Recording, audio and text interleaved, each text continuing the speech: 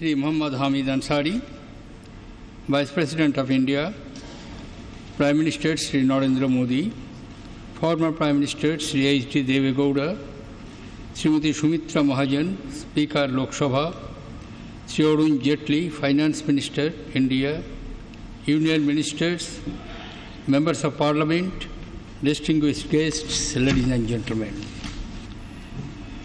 In a few minutes from now, we will witness the launch of Goods and Services Tax, a unified tax system in the country. This historic moment is the culmination of a 14-year-long journey which began in December 2002 when the Kelkar Task Force on Indirect Taxes suggested a comprehensive goods and service tax based on the value-added tax principle. The proposal to introduce the GST was first mooted in the budget speech for the financial year 2006-07. Since the proposal involved restructuring and reform of not only the indirect taxes levied by the centre but also the states, the responsibility of preparing a design and plan of action for the implementation of GST was assigned to the empowered committee of state finance ministers, which had been formed earlier for the implementation of the value-added tax. The empowered committee released the first discussion paper on goods and service tax in November 2009. Friends, ladies and gentlemen, the introduction of GST is a momentous event for the nation. It is also a moment. As Minister, I had introduced the Constitution Amendment Bill on 22nd March 2011. I was closely involved in the design and implementation and the occasion to meet the empowered committee of state finance ministers formally and informally as many as 16 times.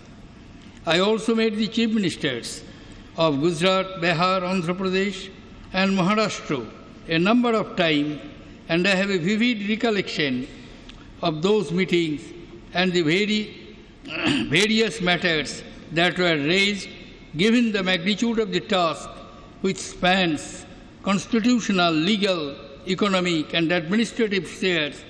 It was not a surprise that there were many contentious issues. Yet, I found both in these meetings and in many interactions with chief ministers, finance ministers, and officers of states that most of them had a constructive approach and an underlying commitment to the introduction of GST. I therefore remained confident that GST was a matter of time and it would eventually be implemented. My confidence stood justified when on the 8th September of 2016, after the bill was passed by both the houses of parliament and more than 50% of state legislatures, I had the privilege of giving assent to the Constitution 101st Amendment Act.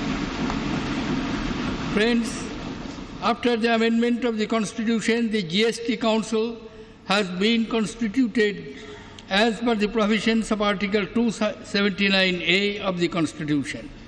The Council, which is responsible for making all recommendations of the Union of States in respect of GST, such as model laws, rates, exemptions, is unique in our Constitution. It is a joint forum of the centre and the states, where neither the centre nor the states can, without the support of the other, take any decision. Though an elaborate voting structure has been built into the decision-making process of the Council in the Constitution, it is remarkable that 18 meetings held so far, all decisions have been taken by consensus in the Council. I congratulate them. There were apprehensions whether the task of fixing rates for thousands of items could be accomplished by the GST Council, given the wide variations across states. The Council has pleasantly surprised every one of us by completing its task on time. Friends, the new era in taxation, which we are about to initiate in a few minutes, is the result of broad consensus arrived at between the centre and states. This consensus took not only time but also effort to build. The effort came from persons across the political spectrum who set aside narrow partisan considerations and put the nation's interest first. It is a tribute to the maturity and wisdom of India's democracy. Friends, even for a person like me, who has been intimately involved in matters of taxation and finance, the scope of the change we are undertaking is truly breathtaking. Central excise duty has a long history. During my different tenures as finance ministers, it has always been one of the largest contributors to the central exchequer. Service tax is relatively new, but has grown very rapidly in revenue terms. Except for a few goods outside the purview of goods and services tax, both of these will now disappear along with the additional customs duty, special additional duty of customs, and numerous cesses and surcharges. Central sales tax on interstate will cease for goods falling under the Goods and Services Act. At the state level, the enormity of the change is not less. The major taxes being subsumed are value-added tax, sales tax, entry tax, taxes on advertisement, and luxury tax, along with the state-level entertainment tax and numerous cess and surcharges. Ladies and gentlemen, GST will also make our exports more competitive and also provide a level playing field to domestic industry to compete with imports. Currently, due to cascading, our exports still carry some embedded taxes, making them less competitive. Similarly, the hidden effect of cascading means that the total tax incidence on domestic industry is not transparent. Under GST, the tax incidence will be transparent, enabling full removal of tax burden on exports and full incidence of domestic taxes on imports. Ladies and gentlemen, I am told that GST will be administered through a modern world-class information technology system. I recall that in July 2010, I had set up an empowered group of development of IT systems required for the GST regime under the chairmanship of Sri Nandan Nilekani. Subsequently, in April 2012, a special purpose vehicle, GST network, was approved for creation by the government for GST implementation. This was to ensure that we have no time, and as and when the legislative framework is in position, the technical infrastructure should be ready to take forward GST. I am told that a key feature of the system is that buyers will get credit of tax paid on inputs only when the seller has actually paid taxes to the government.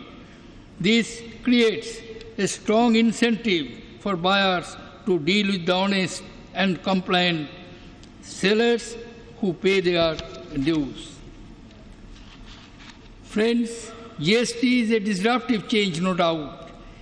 It is similar to the introduction of the VAT when there was initial resistance.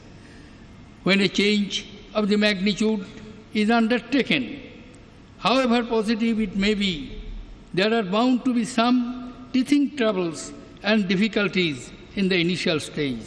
We will have to solve these with understanding and speed to ensure that it does not impact the growth momentum of the economy. Success of such major change always depends on their effective implementation in the months to come. Based on the experience of actual implementation, the GST Council and the central and state government should continuously review the design and make improvements in the same constructive spirit as it has been displayed till now. In conclusion, I would like to express my deep appreciation for all those who made tremendous efforts to make this path-breaking legislation. Thank you. Jai Hind.